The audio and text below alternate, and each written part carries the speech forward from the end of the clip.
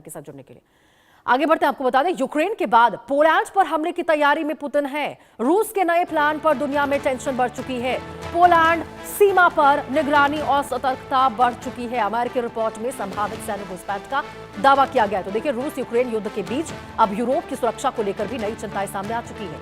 हाल के दिनों में कुछ अमेरिकी और यूरोपीय मीडिया रिपोर्टों में यह दावा किया गया है कि यूक्रेन के बाद रूस की रणनीतिक नजर पोलैंड की ओर भी हो सकती है।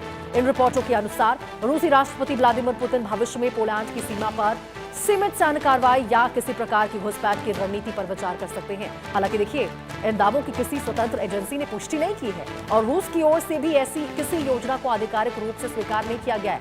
लेकिन रिपोर्टों में यह भी कहा गया है कि बेलारूस की सीमा से संभावित सैन्य गतिविधियों की आशंका के चलते पोलैंड ने अपनी सीमाओं पर निगरानी और सुरक्षा व्यवस्था को और भी ज्यादा मजबूत कर दिया है। नाटो सदस्य होने के कारण पोलैंड को सहयोगी देशों का भी समर्थन प्राप्त है और किसी भी संभावित खतरे से निपटने के लिए संयुक्त तैयारियां जारी हैं। अब देखिए, सुरक्षा विशेषज्ञों का मानना है कि यदि पोलैंड और रूस के बीच किसी प्रकार का सीधा सैन्य तनाव पैदा होता है तो इसका असर पूरे यूरोप और नाटो की सुरक्षा व्यवस्था पर पड़ सकता है।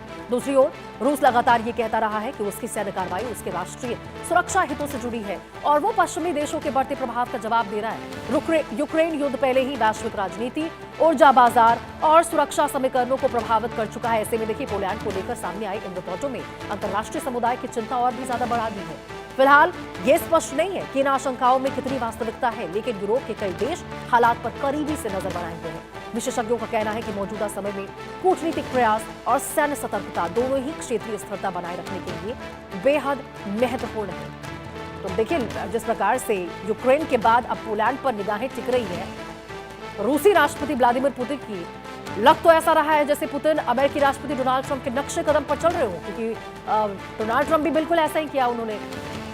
ब्रायन थॉमस हमारे सहयोगी हमारे साथ इसी खबर पर जुड़ चुके हैं। ब्रायन, ये क्या खबरें निकलकर सामने आ रही है? क्या पोलैंड पर अब यहां पर सैन्य कार्रवाई करते हुए पुतिन नजर आ सकते हैं? क्या रिपोर्ट में क्या कुछ खुलासा हुआ है, जरा बताइए।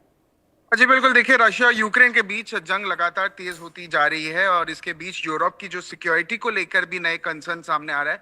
रिपोर्ट्स और इंटेलिजेंस असेसमेंट्स में ये आशंका जताई जा रही है कि यूक्रेन में अपनी मिलिट्री गेन्स के बाद रशिया के प्रेसिडेंट जो है व्लादिमीर पुतिन, उनकी नजर नेटो के ईस्टर्न फ्लैंक पर हो सकती है। कुछ डिफेंस एक्सपर्ट्स का भी ये मानना है कि अगर रशिया अपनी अग्रेसिव पॉलिसी जारी रखी तो पोलैंड और बाल्टिक रीजन पर प्रेशर बढ़ सकती है। हालांकि अभी तक इसकी कोई ऑफिशियल सोर्सेज या रिपोर्ट्स कंफर्म नहीं हुई है और इसका भी सबूत नहीं है कि रशिया ने पोलैंड पर हमले का फैसला किया है और इसके लिए एक ऑफिशियल मिलिट्री ऑर्डर दिया गया है।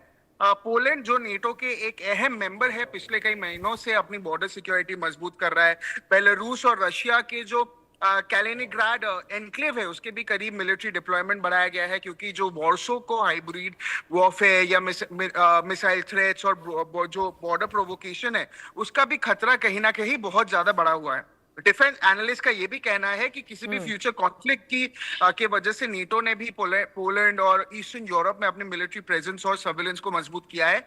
एक्सपर्ट्स का ये भी मानना है कि अगर रशिया और नेटो के बीच सीधा टकराव होता है तो इसका असर सिर्फ यूरोप ही नहीं बल्कि पूरी दुनिया की सिक्योरिटी और ग्लोबल इकोनॉमी पर देखने को मिलेगा।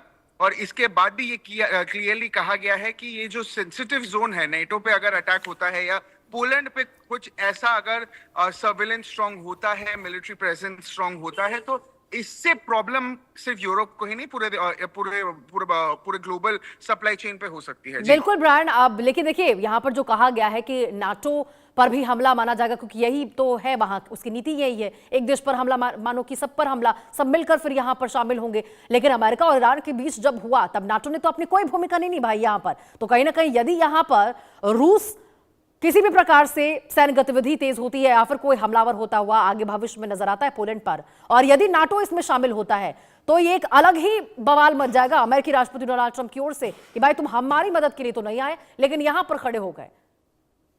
जी बिल्कुल, क्योंकि ये एनालिस्ट का भी ये कहना है कि फ्यूचर कॉन्फ्लिक्ट की सूरत में अगर प्रेशर बेलारूस और कैलिनिंग्राड में होता है तो दोनों डायरेक्शन से ये बहुत ज्यादा प्रॉब्लमेटिक होगा। इसके वजह से नेटो ने भी अपनी पोलैंड और ईस्टर्न यूरोप में अपनी मिलिट्री प्रेजेंस और सर्विलेंस को और मजबूत किया है। और अगर क्लियरली एक्सपर्ट्स की अगर माने तो रशिया यूक्रेन का जो एक सीधा टकराव अगर होता है तो इसका असर ग्लोबल सप्लाई चेन में बहुत ज्यादा स्ट्रांग देखने को मिलेगा। जी ठीक है, बहुत बहुत शुक्रिया आपका ब्रायन, तमाम जानकारी के साथ जुड़ने के लिए।